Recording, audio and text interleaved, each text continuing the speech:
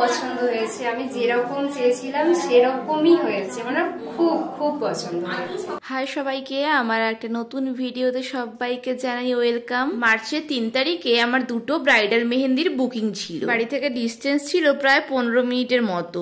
আর এই হলো আজকের আমার মিষ্টি ব্রাইড, ও পুরোটাই আমার উপরে ছেড়ে দিয়েছিল। চলো ওর মুখ থেকে রিভিউটা শুনে নিই। সুস্মিতা, আমার কাছে মেহেন্দি পরে কেমন লাগলো বলো একটু।